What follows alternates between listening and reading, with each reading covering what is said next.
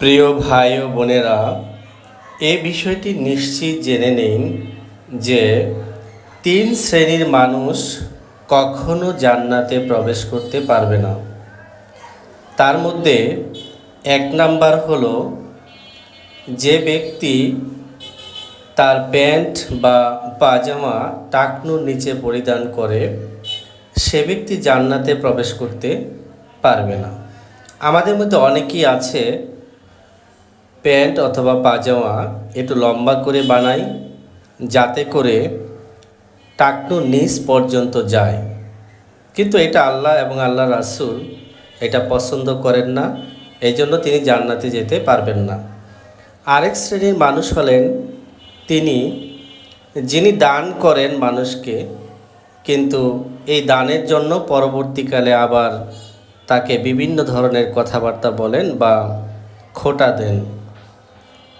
এই ব্যক্তি কখনো জান্নাতে যেতে পারবে না, এবং তিনি যে অর্থ বা যে টাকা সম্পদ তিনি আল্লাহ রাস্তায় ব্যয় করেছেন এবং দান করেছেন, দরিদ্র মানুষদেরকে দান করেছেন, এই দানে তার জীবনে কোনো কাজে আসবে না এবং পরকালেও কোনো কাজে আসবে না।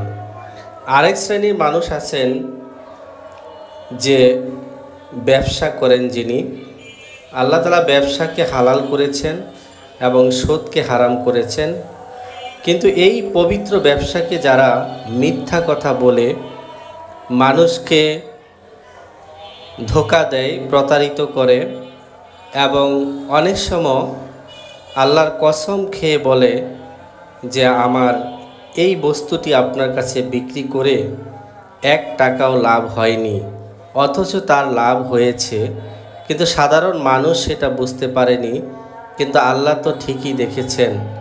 কারণ আল্লাহ পাক মানুষের মনের কথা এবং প্রকাশ্যে এবং অপ্রকাশ্যে যা কিছু আছেন সব কিছু সম্পর্কেই কিন্তু মহান আল্লাহ তাআলা সম্যক জ্ঞান রাখেন।